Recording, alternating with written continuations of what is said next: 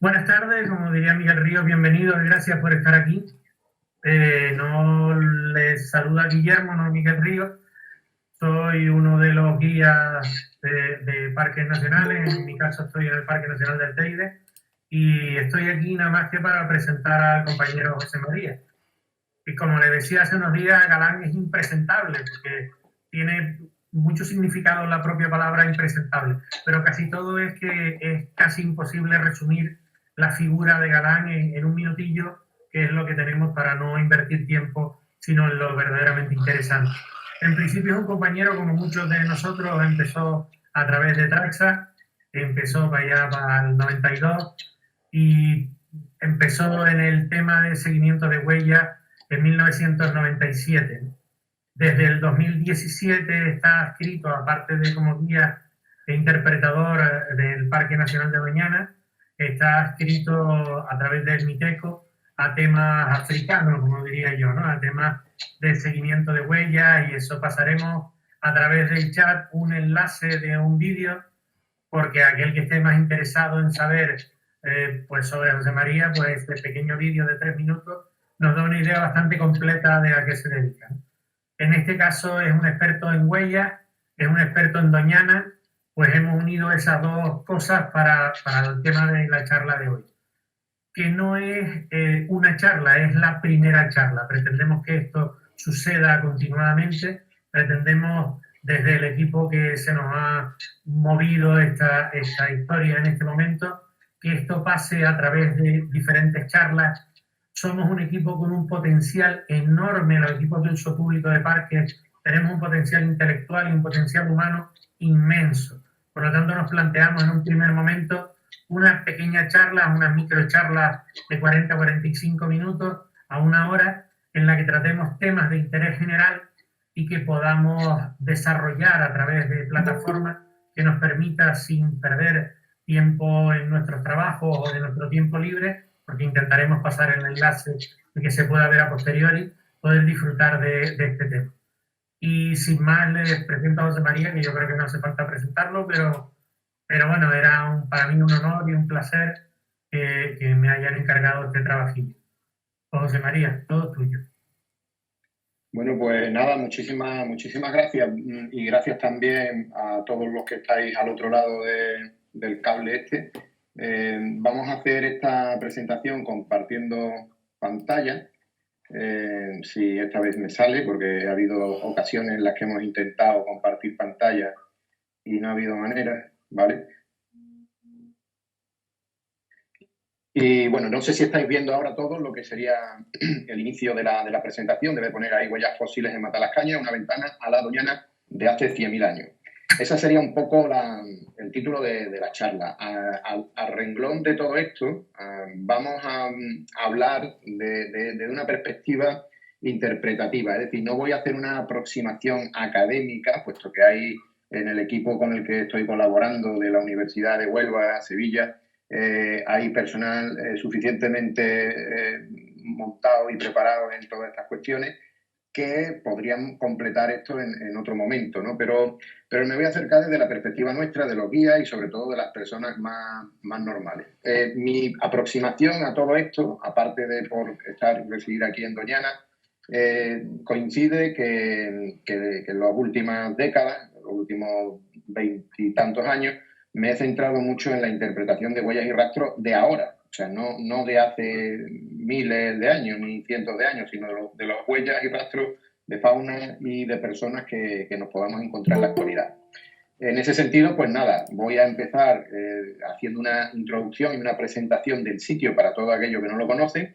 Eso que estáis viendo, al final del todo, justamente debajo de la V de ventana, sería la roca de Matalascaña. Eso es un icono muy importante para todos los playeros. Yo me considero también almonteño, playero y todo lo demás.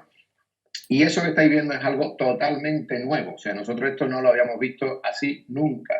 En todos los años que llevamos viviendo por aquí, en ocasiones aparecen algunos tipos de arenisca, pero con esa cortecita que veis ahí de color óxido de hierro, eso no lo habíamos encontrado nosotros nunca, y yo creo que ha sido una sorpresa también en el mundo académico. Y ahora os iré haciendo la presentación en más detalle. Esto sería un poco la región en la que nos estamos moviendo, todos lo conocéis, la mayoría de vosotros, está el Parque Nacional de Doñana, Matalascañas, y justamente al lado de Matalascañas hemos señalado lo que hemos convenido en llamar MTS, que es Matalascañas Transfer Surface, o sea, superficie pisoteada de Matalascañas, que es como se conoce en el argot a este tipo de formaciones que habitualmente pues no son frecuentes. De hecho, esta es la primera vez que está esto citado y representado en todo el Golfo de Cádiz, y no hay muchos sitios en el mundo que puedan tener el privilegio de tener un sitio como este. Esa es la suerte. La mala suerte es que esto es súper efímero. Y cuando digo súper efímero es que esto se está disolviendo a razón de mareas, o sea, de cada 6 horas, otras 6 horas, otras 6 horas. Si no está cubierto de arena, el MTS sufre la erosión y la abrasión del Atlántico. Si hay tormenta, ni os cuento lo que dura eso, o sea, dura pues prácticamente una mañana. En cualquier caso, voy a aproximarme un poco más a toda la zona. Lo que estáis viendo aquí sería Matalascañas, y eso que estáis viendo sería un poco el camping que está al lado de Matalascañas y un acantilado. Y en ese acantilado juega un papel importante en todo lo que vamos a contar, porque debajo de ese acantilado continúa todo el MTS. O sea, no sabemos muy bien las dimensiones. Actualmente se estimaban unos 27.000 metros cuadrados, pero podrían ser mucho más. Aquí veis dos flechitas rojas, me refiero a esta flechita roja de aquí y a esta otra, en la que vais a notar una anomalía, como la costa, el mar, ha entrado dentro de la playa, o sea que está en una zona de transgresión marina muy fuerte, muy potente. Veis que los acantilados están muy activos, no hay vegetación porque el mar los está limando continuamente. Esas dos palmeras que estáis viendo tienen una historia que también nos van a servir para entender la dinámica esa. Y esa dinámica no solamente se está dando en este punto de aquí, que sería Rancho Pichelín, sino que también se está dando en los límites próximos al Parque Nacional de Doñana. Lo que pasa es que ahí, en lugar de encontrarnos ese estrato de huellas, nos lo encontramos mucho más deteriorado, mucho más degradado, y el que está justamente por debajo. Aún así, todavía nos queda mucho a todos que aprender de este asunto, porque nos ha sorprendido mucho el hecho de que todavía en Doñana haya secretos que podemos seguir descubriendo, desvelando y sobre todo compartiendo. Vale. Bien, aquí se ve cómo el mar ha cambiado la dinámica en los últimos años, sobre todo los vientos también. El viento casi ha rolado un poquito más al sur, lo que teníamos habitualmente aquí era del suroeste, en torno a 5 o 7 grados según algunos investigadores, y eso determina que la ola esté rompiendo de manera diferente. Eso por un lado. Y por otro lado, todo lo que nosotros consideramos gola. Hay una serie de dunas, un campo de dunas por debajo del mar, y según se van moviendo esas dunas, el mar puede penetrar más o menos dentro del acantilado. Y eso es lo que va determinando pues esa dinámica tan brutal. Veis que aquí las olas están organizadas en línea del suroeste, el viento viene del suroeste, y lo que está haciendo es que lima continuamente, inexorablemente, durante 6 periodos de 6 horas, durante todo el día. Depende también mucho de los coeficientes de marea. Hay veces que las mareas son muy activas y esas mareas pues, pueden llegar a penetrar bastante dentro. Para que os hagáis una idea, las palmeras a las que me refiero son esas dos palmeritas que veis justo al rectángulo ese rojo, que es blanco, que estáis viendo aquí, y esas palmeras están ahora mismo justo pegados al acantilado. Esto sería un poco la situación actual de esas palmeras. La línea roja es la línea que he marcado del año 2020. La línea de los años 80 con fotografías aéreas estaría en torno a unos 57 metros aproximadamente del acantilado, y en 1950 pues no lo tenemos muy claro con las medidas, pero prácticamente estaríamos hablando de eso, del entorno de los 60 metros. O sea, se ha llevado un pellizco bueno, esa dinámica sigue para adelante, inexorable, y es algo que podríamos atribuir a algo a nivel global, porque esto también está apareciendo en algunas otras zonas costeras que resulta que por la fuerte sedimentación del incremento de la acción del mar y de la subida del nivel del mar, que también hay que tenerlo claro, pues parece que nos está desvelando una época, en nuestro caso un interglacial de hace 100.000 años aproximadamente, ¿no? Esto sería de la fototeca del Centro Nacional, bueno, de lo que es el Instituto Geográfico, y básicamente sabemos que desde los años 50 en adelante fue lento, pero que se ha activado mucho más en los últimos 45 años. Siglo XVI está ese dibujo, una litografía de arenas gordas, donde podéis ver el acantilado y la roca de Matalascaña también. Y como podéis ver, es una zona que siempre ha habido acantilado, es decir, que siempre ha tenido un nivel de erosión, de transgresión marina, pero hasta cierto punto racional, controlado. Lo que estamos viendo aquí es muy activo, con mucha velocidad, con mucha energía y bastante intenso. Aquí tenéis otra imagen de cómo sería ese cartelito de aquí arriba, que es del Parque Natural, pues se han cambiado ya no sé cuántas veces, porque básicamente el mar, cada temporal grande, se lleva metros de lo que es el acantilado. Bien, eso que ya aparece en verde serían estas estructuras naranjitas, no sé si las estáis viendo ahí, serían el estrato cuando emerge. Cuando emerge el estrato no lo hace de manera continua ni uniforme, sino que emerge a modo de parches. Y esos parches son los que nosotros pues, nos vamos acercando y analizando. Cuando digo nosotros, tengo que poner aquí sobre todo los que participaron en la investigación y luego también los que han participado en el descubrimiento, a quienes mencionaré ahora a continuación. Pero sobre todo todas estas personas que aparecen aquí en esta publicación, coordinados, liderados por Fernando Muñiz y Joaquín Rodríguez Vidal, que han tenido una participación muy activa.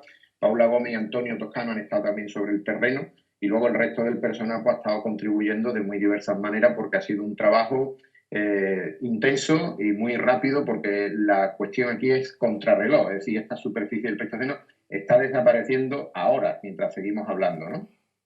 Bien, el acantilado del Asperillo, que aparece ahí en letra B, pues suele estar constituido por distintas estructuras de eolanita. La eolanita es duna fosilizada. Está fosilizada, son unidades distintas, se pueden describir, como estáis viendo ahí, 6 unidades, y la que se encuentra en la huella es la que está en la base. En la base hay una zona donde el agua de la lluvia y que se va acumulando en el freático emerge, sale, pero durante mucho tiempo eso ha ido creando pues, una costra ferruginosa también. Bueno, no es que lo haya creado eso, se ha creado por otras condiciones, pero esa costra ferruginosa permitió la conservación de todas esas huellas que se observan en el Matalascaña, la zona pisoteada de Matalascaña, ¿no? Vale, desde el punto de vista interpretativo, ¿qué podemos sacar? ¿No? ¿Qué tipo de materias están asociadas al MTS? La primera que yo creo que está clara y es evidente es toda la cuestión geológica. Y además ya tenemos aquí, Guillermo, por ejemplo, que en el Teide la cuestión geológica es clave y en muchos de nuestros parques nacionales destaca. Es algo que nosotros en Doñana no lo teníamos muy desarrollado, sí que hemos estado mucho con las lunas móviles y demás, pero realmente Doñana es muy rico en todo lo que es la relación entre las arenas, las arcillas y el agua, la capacidad que tiene el agua y la oxidación. Es otro factor que me ha llamado mucho la atención porque la oxidación es lo que ha permitido que se conserven esas huellas. También la oxidación ha permitido que no se conserven ningún resto de huesos. ¿Por qué? Porque los ácidos que se producen, las reacciones que se producen por la oxidación, no favorecen que se fosilice el materia orgánica. Eso prácticamente casi desaparece. Luego está la cuestión de la paleoignología. La paleoignología es el estudio de huellas fósiles y esas huellas fósiles son las que nos permiten no solamente conocer algunas especies, no todas de las que aparecen, porque otras las estamos todavía descubriendo, sino que también su comportamiento. Hay elementos relacionados con la paleosismicidad. O sea, esta zona es una zona de encuentro entre la placa africana y europea, y aquí pues no solamente se han producido, sino que han quedado registradas las huellas de esos terremotos. La paleoecología también es un factor muy importante para reconstruir qué era lo que había allí en aquella época, y también hemos hecho algunas reconstrucciones que al final de la presentación os enseñaremos, os mostraremos. Sedimentología importante porque ahí ya sobre todo el personal de la Universidad de Huelva ven cosas donde los demás no vemos nada más que algún colorín, pues esta gente están viendo cosas que te quedan un poco como diciendo todavía me queda mucho por aprender y no sé si me va a dar tiempo en la próxima vida. Bueno, dinámica litoral sería otro de los factores porque digamos que aunque sería un orden de convergencia entre estas dos cosas, también tenemos lo que sería el cambio climático. El cambio climático es algo que cuando estás ahí, estás viendo cómo se desmorona por completo las tierras, se desbarranca, como llamamos nosotros, los acantilados, nos recuerda mucho a esas imágenes del Perito Moreno o de cualquier glacial cayendo, pero también en otro elemento intermedio entre la arena, que es lo que hay aquí, y el hielo, que es lo que hay en los glaciales, estaría el permafrost, el suelo congelado, que está dándose mucho también por la región de Siberia y la costa de Yamalia y toda esa parte, ¿no? Por tanto, hablamos mucho de patrimonio, hablamos también de arqueología, De momento hay en la zona alta superior, retirado de allí, hay restos humanos, pero son relativamente recientes del Calcolítico. No obstante, sospechamos que es probable que la cuestión arqueológica sea importante también en este yacimiento, ¿no? La estratigrafía, pues fundamental, la paleoclimatología nos cuenta qué tipo de clima había en aquella época y con todo lo que podamos sacar de ahí. El polen no se ha podido sacar mucho porque es muy difícil, como he dicho antes, la materia orgánica, la oxidación se la carga. Y el polen, sin embargo, fijaros, el polen es súper resistente, tiene una capa que se llama esporopolenina, y esa capa de esporopolenina fosiliza muy bien casi en todos los ambientes, excepto en ambientes de oxidación. En eso hemos tenido mala suerte. Pero bueno, lo buscaremos por otros entornos y ya lo vemos. Como estáis viendo, el valor patrimonial del litoral no es solamente irse con una toallita a la playa y ya más, ¿no? Voy a pasar un poco a contaros algo de la historia. Este colega que está aquí andando conmigo es Paco Robles, guarda de aquí del parque, muy conocido por todos los colegas, y ese soy yo en noviembre del 2019. Esto fue tremendo. Estábamos pasando por encima de lo que estáis viendo ahí, que es el MTS. En aquella época no teníamos ni idea de lo que era, nos había sorprendido el impacto tan potente que habían tenido las tormentas de noviembre. Y bueno, recuerdo que esto veníamos andando, habíamos hecho una ruta de 35, 36 kilómetros y no teníamos ni, vamos, no éramos conscientes ni de por dónde íbamos pisando. De hecho, tuvimos que subirnos aquí arriba porque el mar estaba pegando contra ese sitio que luego os enseñaré cuál es, ¿no? Pero luego aparece un vídeo muy interesante de Juan Bernardo Torres, diciembre del 2019, que no lo vimos hasta que luego supimos todo que era esto, ¿no? En este vídeo vuelven a verse esas palmeritas icónicas ahí arriba, que es lo que marcan el skyline del MTS, por decirlo de alguna manera, y aquí estáis viendo ya las huellas. O sea, aquí se veían huellas, como el vídeo era un vídeo de 360 con un nivel de calidad excepcional para verlo con gas 3D y demás. Juan Bernardo, cuando me la ha pasado, me he quedado flipado, o sea, porque realmente estamos viendo algo que no suponíamos nosotros que íbamos a ver, pero ¿por qué no suponíamos que íbamos a ver? Porque todas estas dinámicas se están dando de manera muy rápida. Hay una aceleración, hay una gran aceleración en dinámica litoral que ha hecho que esto emerja, y lo mismo esto tendría que haber emergido dentro de 100 o 200 años, no lo sabemos, pero ya está aquí. Y lo estamos viendo, lo estamos disfrutando y demás. Aún así, hasta este momento tampoco sabíamos qué era eso. Una cosa es que uno pase por ahí arriba y lo grabe, pero otra cosa diferente es encontrar qué es esto, hacerte las preguntas oportunas y buscar respuestas. Y esta es la primera fotografía que activó todo lo que os vamos a contar ahora a continuación. De nuestra colega Dolores Cobo, que trabaja aquí en conservación del Parque Nacional de Doñana, también fue guía.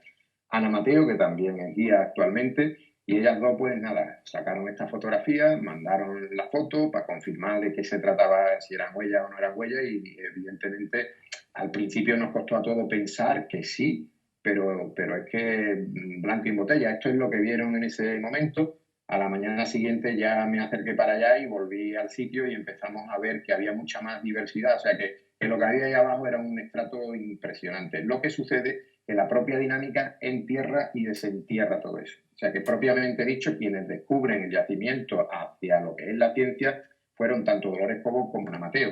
Nosotros, o en mi caso yo, lo único que hice fue poner en contacto al personal paleoignológico, porque una vez que encontramos esto no nos hace falta cualquier paleontólogo o cualquier historia, lo que nos hace falta es uno que entienda de huellas. Y es lo que hicimos, fue acercarnos al paleoignólogo y fueron varios equipos y empezamos a sacar información. Lo siguiente y muy importante, sabiendo que esto es patrimonio, pues dar conocimiento oportuno a la dirección del Parque Nacional, que la zona esta no era una zona estrictamente de Parque Nacional, pero estaba en el límite. Y después tener en cuenta que estamos en un entorno de pandemia en la que las provincias aún estaban cerradas y tuvimos que hacernos responsables un poco del hallazgo, ¿no? Entonces montamos ahí entre la LO y luego también la dirección del parque y demás, con los paleontólogos, montamos una estrategia pues para ver qué estaba pasando, si esto se está volatilizando tan rápido como nosotros lo estamos viendo. Estáis viendo esta zona de aquí, que esa zona de ahí hacía como 2 o 3 días era exactamente igual que esta otra zona de aquí, con el óxido de hierro y demás.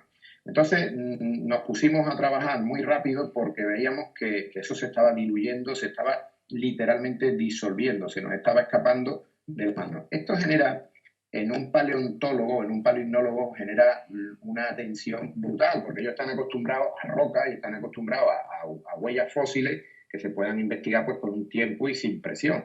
Pero los que nos dedicamos al rastreo de fauna sabemos que las huellas están para desaparecer, o sea, son efímeras. Una huella con un vendaval no las ves, o sea, el animal va andando delante de ti y si estás muy cerca del animal las huellas están, pero si el viento es muy fuerte, vuelan, desaparecen. Entonces, en ese sentido yo me sentía ahí bastante relajado, aunque luego ya hablando también con Fernando y compañía, ellos se notaban tensos, pues como diciendo bueno, que algo, que por dónde empezamos, porque la verdad es que era, en algunos momentos llegamos a utilizar expresiones de orgía de huella, o sea, era una cosa ahí de huella por todos lados, esto que por dónde empezamos y además nuevo, completamente con el tiempo justo porque las mareas nos permitían trabajar el tiempo suficiente. Ya la Consejería de Agricultura, Ganadería y Pesca de la Junta de Andalucía, pues ya le movimos todo lo que teníamos que mover y empezamos ya a poder trabajar sobre el hallazgo de huellas fósiles de ungulado en este sitio. Se hicieron muchos trabajos, aquí se están recogiendo polen, por ejemplo, de los distintos estratos, se van viendo y se va analizando toda la cuestión sedimentológica, etcétera. Y recibimos visitas también, no solamente ya de personal de la Consejería, de Cultura, etcétera, sino que también pues de gente de la zona que estaban muy interesados en ver esto. Esto está súper expuesto al lado de Mandalascañas y estamos ya empezando el verano y el desconfinamiento, con lo cual todo el personal que estaba en Sevilla hiperconfinado estaban deseando saltar, salir y pisotear todo aquello. Pero aún así se portaron bien. El sitio, si vas descalzo, no es cómodo para andar, por lo cual el que va a la playa suele ir descalzo y notábamos quienes venían a ver el sitio, pues por si llevaba calzado, no, los demás van paseando todo por la orilla y ven esto y prácticamente no pasa nada. Esto que estáis viendo aquí, que os señalo ahora, es una eolanita fosilizada. Esa eolanita sería la duna antigua fósil de hace, pues probablemente unos 100.000 años, 106.000 años. Ahí se ven unos ripples, una rozadura, unas rizaduras que se provocaron con el viento que sopló hace ese tiempo también. Y entre una cosa y otra, debido a que hay diferencia de granos y demás, se fueron formando las huellas que ya habéis visto, ¿no? Ahí está Paula, que está con sus trabajos, estaba precisamente sacando unos moldes de huellas de pato, de la que luego ya os hablaré. Sí, de pato de hace 100.000 años también.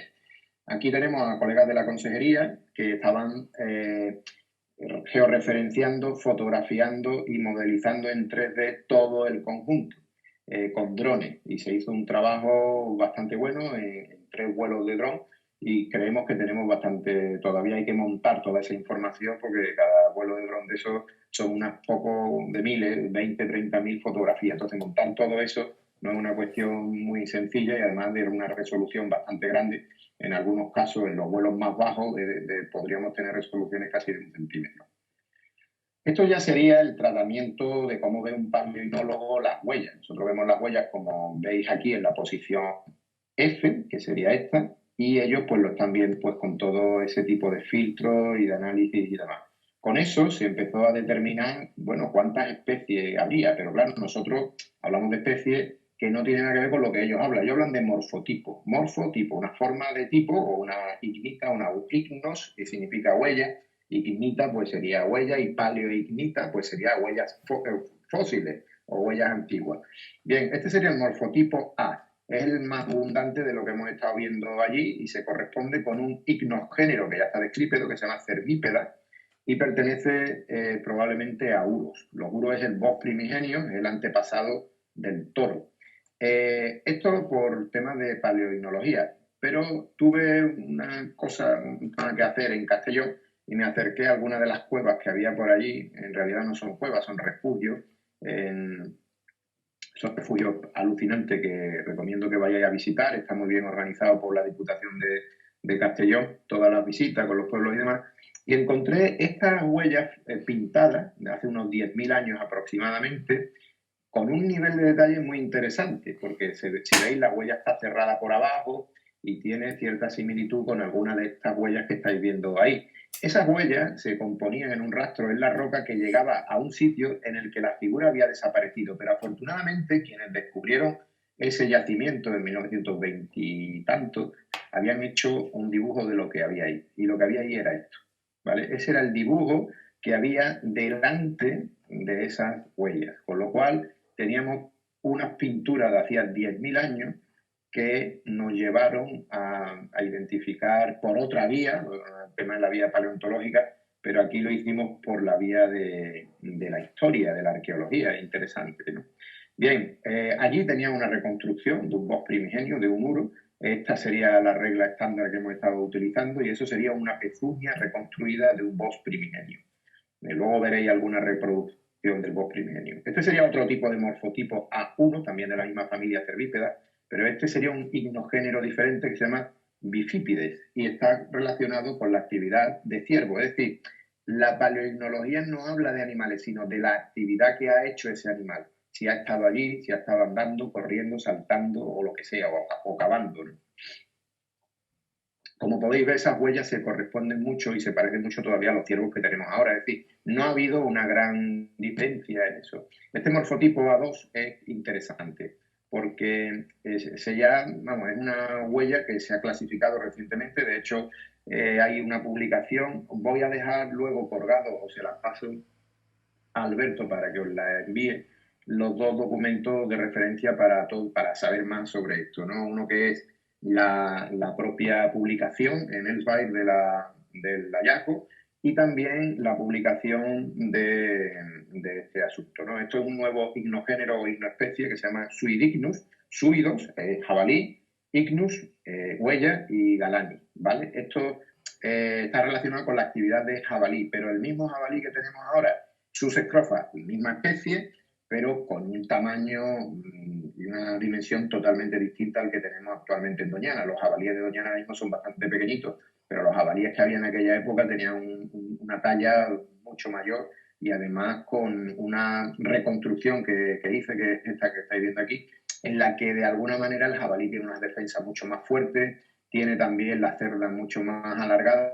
Esto es una reconstrucción artística, entendiendo que en aquella época teníamos leones, teníamos una serie de depredadores que un jabalí normal y corriente dura lo mismo que una saliva en una plancha. Es decir, que se han ido desarrollando cada vez más pequeños investigaciones que han acabado en buenos y grandes artículos, ¿no? Este sería el artículo que habla de las implicaciones paleoignológicas de ese jabalí que podría ser perfectamente el padre del jamón de pata negra. Eso era una de las cosas que decía Fernando Muñiz cada vez que veía la huella de jabalí por allí. También tenemos huellas de paquidermo, señores. O sea, podemos vender huellas de paquidermo. Paquidermo son elefantes. De hecho, este elefante era un elefante europeo, se llama Paleoxodon antiquus, y era el elefante que hubo en Europa probablemente hasta hace unos 30.000 años aproximadamente o por ahí.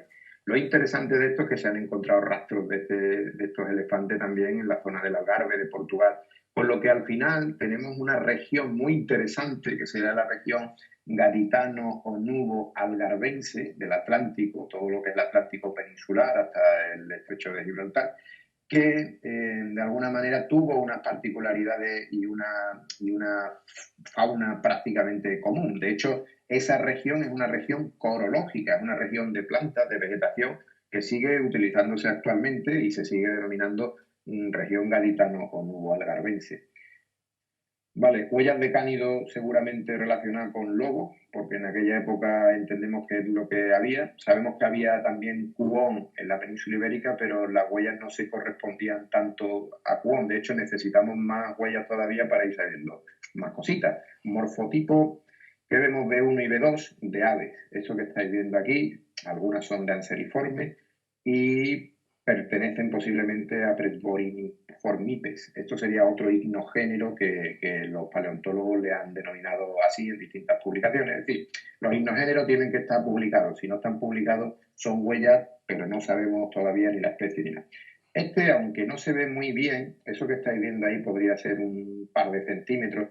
Esta parte que estoy señalando, no sé si la notáis, es casi inapreciable.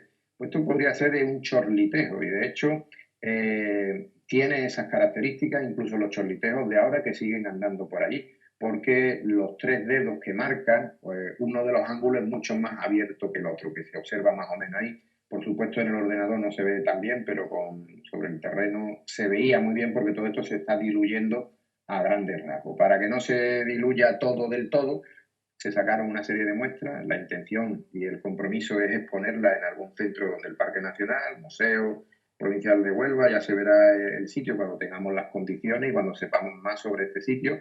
Pero bueno, cada vez que se puede hay una autorización y están todos los perejiles para que todo lo que está disolviendo el mar y lo está arrasando, de alguna manera, alguna de las piezas más significativas, representativas o simbólicas, podamos dejarla para poder seguir teniendo una constancia física de ello, aunque lo más importante está recogido en todas estas publicaciones y en el innumerable cantidad de fotos que llevamos ya pasadas. Pero no solamente te encuentras huellas sueltas, lo que estamos encontrando aquí, por ejemplo, sería una pisada, unos rastros, ¿no? En este caso se ven los rastros del pato andando, que lo podéis identificar perfectamente. Y estamos hablando de 100.000 años sobre arena, porque eso no es arcilla. Casi todo lo que hay ahí, la granulometría que tiene, prácticamente se corresponde a tipos de cuarzo, de arena, de sílices, etcétera. No hay arcilla. La capa clave aquí ha sido en gran medida el tema del óxido de hierro, que ha permitido incluso que una vez que ya se rompe la costra ferruginosa, quede tatuada sobre la arenisca durante un tiempo, que pueden ser semanas probablemente, todavía la huella. O sea que todo esto que estáis viendo es una secuencia desde la D, que sería fresca, la E en proceso de deterioro, la H ya bastante deteriorada, de una huella de anátidas como la que nosotros estamos viendo. Esta sería la publicación a la que he mencionado, que os vamos a mandar para que quien quiera pueda descargársela, verla, etcétera. Y esto sería una especie de reconstrucción que he hecho de lo que allí se veía. O sea, la fauna que se veía ahí después de haber visto todo esto, escalada más o menos a un cuerpo así como el mío, que es un cuerpo medianito de íbero, pues tendríamos un uro, un primigenio de este tamaño, un jabalí del tamaño que estáis viendo ahí, y esos elefantes que se pierden ya en la noche de los tiempos entre las dunas y el agua. Pero vamos a ver qué era lo que había aquí a nivel paleoecológico. Todo apunta a que lo que había aquí era algo muy parecido a Doñana. Y eso es la primera cuestión que nos ha sorprendido. O sea, dunas, pero además es que es lógico por otro lado. Si es que aquí tenemos arena para hartarnos, aquí te pones a barrer las dunas y no acabas nunca. ¿No? Y luego tienes también las arcillas, y ese diálogo entre las arenas y las arcillas se establece a través del agua. El agua, según se meta en las arcillas o según se meta en las dunas, pues reacciona de una manera o de otra, oxida de una manera o de otra. Todos esos óxidos seguramente nos vengan de toda la cantidad de minerales ya depositados en toda esta cuenca que es el final del Guadalquivir, con una región tan pirítica y potente como es toda la sierra de Huelva y Río Tinto, etcétera, ¿no? Entonces todavía tenemos parte de esa fauna, sigue aquí, lo que pasa es que se han modificado con los tiempos porque nosotros los humanos, y en esto me remitiría un poco a Valverde, tenía una hipótesis que él le llamaba la moral biomásica, y él consideraba, sintéticamente, venía a decir que toda especie tiene la misma moral, que es incrementar los efectivos de su especie a partir de las demás especies. Es decir, si hablamos de gansos, los gansos harían todo lo posible para que cada vez hubiera más gansos si no hubiera depredadores o enfermedades. Los jabalíes hacen todo lo posible y lo consiguen bastante bien para que cada vez haya más efectivos de jabalíes. Las hormigas harían lo propio y nosotros los humanos hacemos lo mismo. O sea, hacemos lo mismo, que es incrementar nuestra propia biomasa, la biomasa de nuestra especie, a costa del resto de biomasa. Y eso hay mecanismos, yo no sé si a lo mejor la glaciación, esto ya me lo estoy yo desarrollando a mí mismo, no los paleontólogos, paleoclimatólogos no lo han dicho o no sé si lo han dicho. Pero yo creo que cuando nos viene después de los periodos interglaciales una glaciación potente, y los de Madrid yo creo que saben ahora lo que es una glaciación, porque después de una nevada así todavía tienen hielo y está duro todavía, pero vamos, sin cachondeo, solamente para que sepáis que cuando el hielo llega lo anula todo, es decir, que puede limpiar por completo especies, puede modificar. El que tenga más éxito, pues a lo mejor llegamos a ser un poco así bíblico y que los últimos van a ser los primeros también, ¿no? O algo por el estilo. Esta sería otra reconstrucción, ya una vista así de dron, que en aquella época no había, así que nos lo hemos tenido que imaginar desde arriba, y vemos pues eso, ciervos, uros, aves, los charcos estos de aquí, y esos elefantes con los colmillos muy rectos que vagaban por todo este tipo de terreno.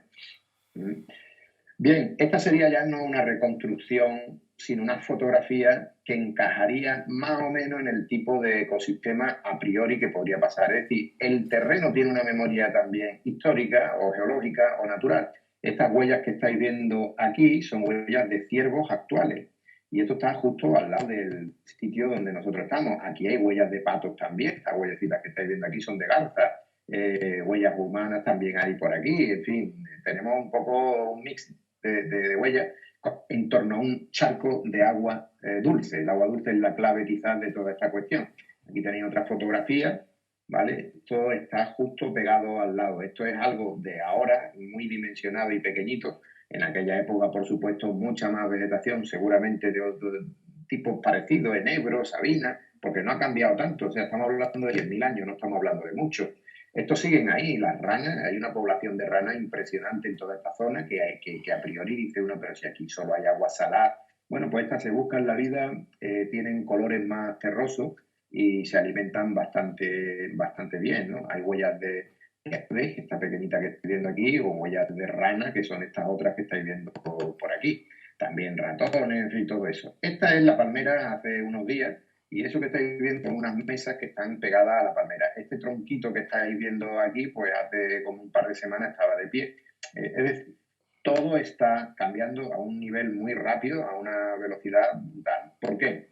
Bien, donde he marcado acantilado playa sería la zona que estaría pegada a esta parte de aquí arriba. Y esto otro que estáis viendo es qué pasa aquí en el MTS. Esto es una composición de fotografías que he sacado a partir de algo que teníamos de dron por ahí. Y aquí vemos qué es lo que sucede. En principio, cuando sale el material, sale con toda la costra ferruginosa o con alguna duna fosilizada por encima. A continuación, las mareas vienen, baten, rompen, entrando y saliendo por alguno de esos sitios y van deteriorando, craquelando, disolviendo. Todo el proceso ese pues puede durar, como os digo, varias mareas, dependiendo de la intensidad de la marea, del coeficiente y demás. Y es un proceso de erosión muy agresivo que hace que prácticamente en cuestión de semanas esto sea lo que quede de eso. Y eso continúa todavía degradándose a otros niveles. Es decir, el sistema es efímero, muy efímero, y quedaría una cosa tal que así, seguramente con el tiempo. Vamos, seguramente no, lo tenemos ya comprobado que esto va disolviéndose a esa velocidad. Esto es una fotografía de mi colega Diego Vega de aquí de Marlascaña, que la sacó desde el acantilado, y os da una idea también de esa composición que montamos. Veis cómo está mucho más degradado lo que está más cerca del mar, y lo que está más pegado al acantilado pues sigue estar degradado. Por ahí pasaban bicicletas, hablábamos ya con ellos, no sabían lo que era y simplemente pues comunicándolo era suficiente para que no volvieran a pasar por ahí. Escombros y basuras que han caído de un antiguo camping, que estos son cuestiones pendientes de todos, sobre todo del camping que ya está abandonado, pues entre el ayuntamiento, Costa, el parque, no sé, pues entre todos tendremos que resolver esta situación. Sí. Que nos está apurando el tiempo porque Meet nos deja el tiempo concreto. Vale, pues nada, termino ya. Esto sería un poco lo que quedaría en Alsenburg, por ejemplo, está en Formby, en Inglaterra. Ha aparecido también algo parecido a lo que tenemos aquí. Y nada más, muchas gracias, y yo creo que se nos ha acabado el tiempo justo en el momento para que hagáis todas las preguntas oportunas. Creo que ahora mismo deben de ser y 45, y si todo está bien, pues podemos empezar los 15 minutos de preguntas. Muchas gracias, Alberto. Conéctate, porfa, Alberto, y mírame el chat como habíamos visto. Desconecto la pantalla, ¿vale? Vale. Pues por aquí nos hacen una pregunta de que si habéis encontrado huellas de humanos fosilizadas. Conecta cámara, José María. ¿Perdona? Conecta la cámara, José María. Ay, gracias. Preguntan que si habéis encontrado huellas de humanos fosilizadas. Pues de humanos fosilizadas, seguramente algunas de las fotos de los registros que tengamos pueden que tengan algo de eso. Estamos totalmente abiertos a seguir analizando toda la información que está saliendo, porque desde luego no va a salir una huella de humano con el dedito, la uñita y todo. Es decir, que esto sospechamos que sí que están ahí, pero estamos pendientes de confirmación. Pero probablemente tengamos esa suerte, o la hayamos tenido y todavía no hemos podido sacar toda la información que debiéramos.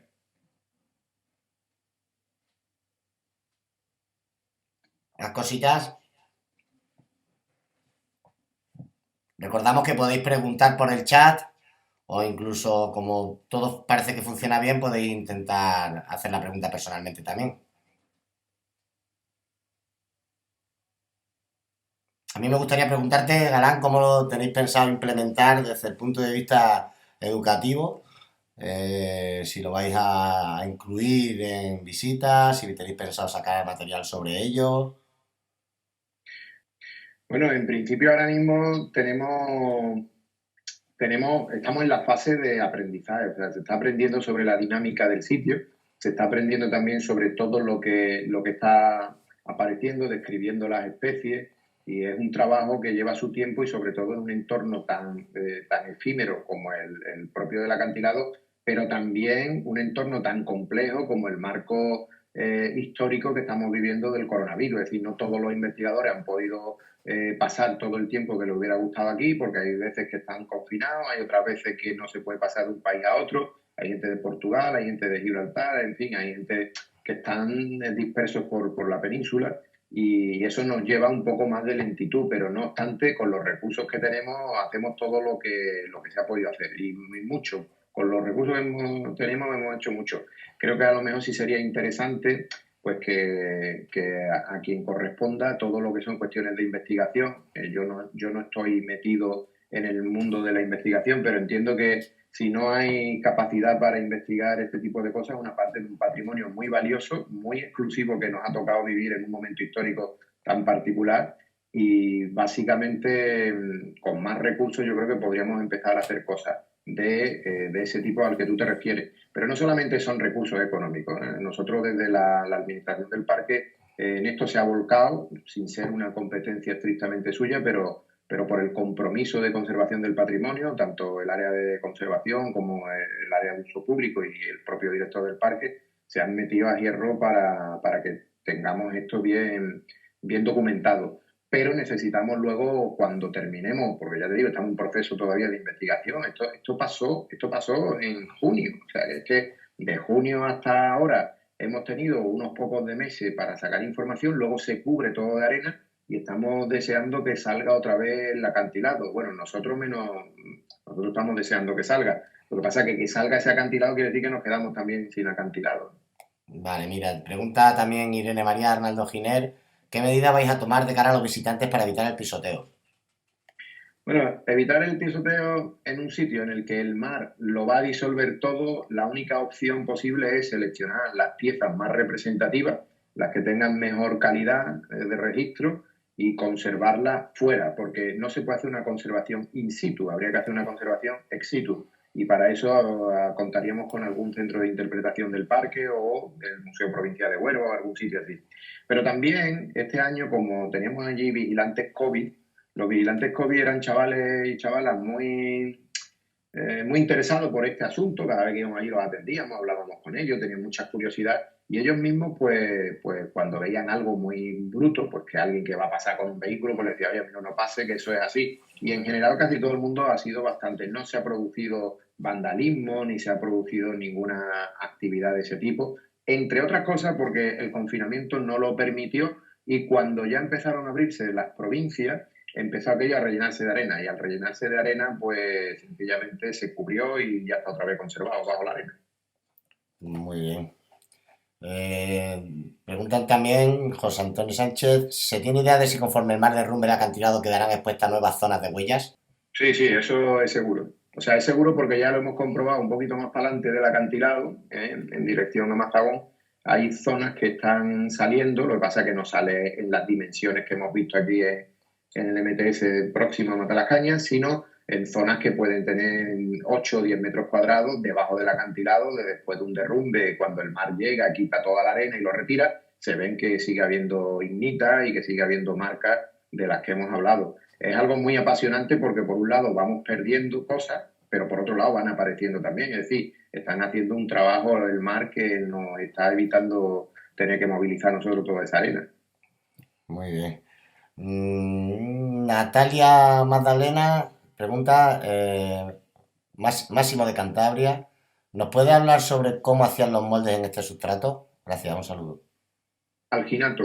Los moldes en este sustrato no pueden hacerse de escayola porque directamente te lo rompes el material y luego la escayola en sí, bueno, podría hacerse pero con sacrificio de la pieza original y nosotros no hemos tocado la arena prácticamente cuando hemos tenido, por supuesto, las autorizaciones oportunas y los medios para hacerlo, pero sobre todo cuando ya no hay más remedio que dice, mira, que hay una pieza que sí que podemos sacar. No podemos sacarlo todo porque es muy difícil, ese material pesa mucho porque está húmedo, está muy mojado. Hay que cementarlo porque no es fácil cementar esas piezas y no tenemos pues todas las capacidades que deberíamos tener en materiales para poder hacer esto más bien de lo que lo estamos haciendo. Pero el alginato, para darle una respuesta a esa pregunta, es una solución que da muy buen resultado y calidad-precio es buena. Sobre todo porque la pieza se sigue quedando ahí y el alginato en este sustrato ha funcionado bastante bien, no lo daña. También pregunta Javier Boyaín, nos da las gracias y te da las gracias Galán y dice, ¿algún indicio de grandes felinos? Todavía no, pero Javier sabe que donde hay presas en concentración hay depredadores también. Entonces, todavía no, pero no descartamos que encontremos. En aquella época sí que había grandes felinos, había tipos de leones, había también leopardos por todo lo que era la región. Sabemos, básicamente en la región de Gibraltar, hasta hace 35 o 40 mil años, se tenía constancia de fósiles y de restos de estas especies de grandes depredadores, grandes felinos. Sí.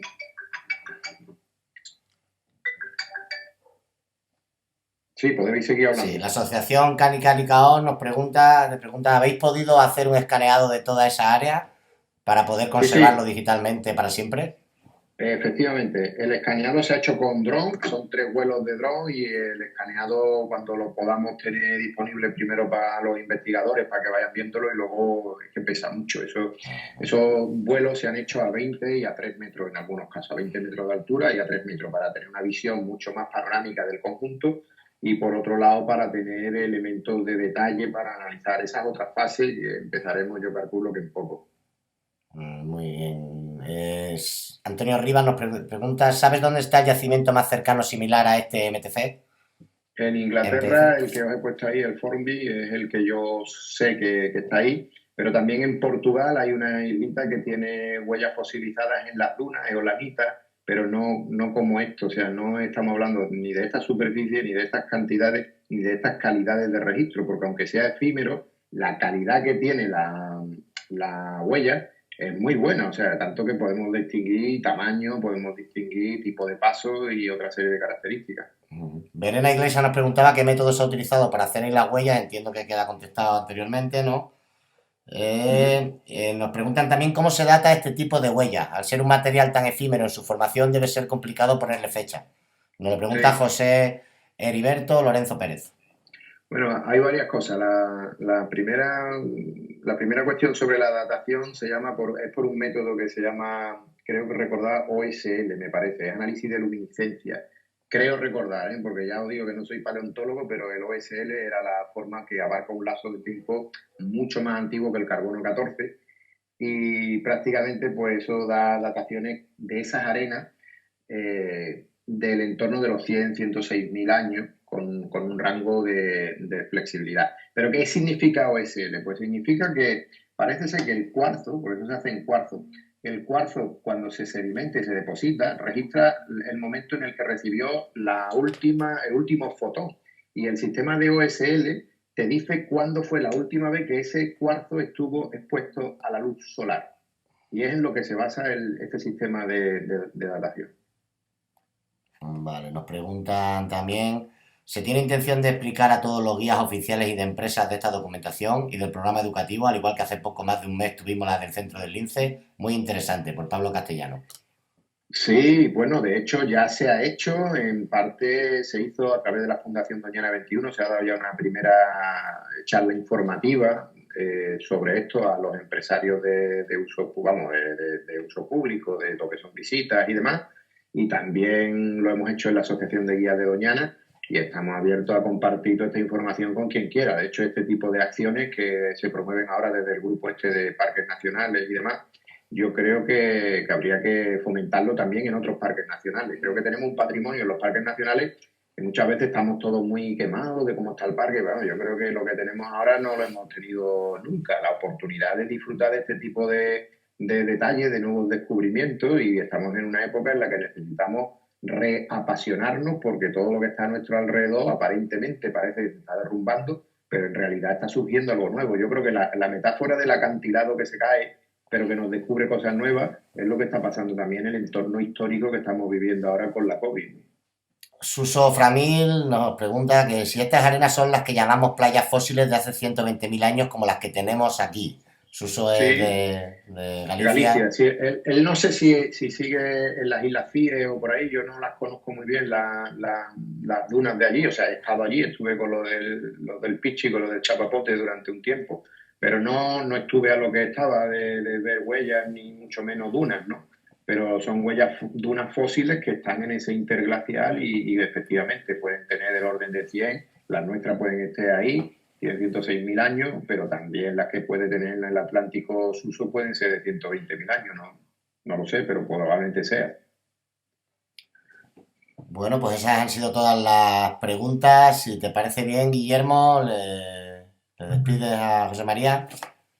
Sí, en principio, bueno, para agradecerle a José María, por supuesto, la intervención maravillosa, como siempre, coño, un comunicador ejemplar.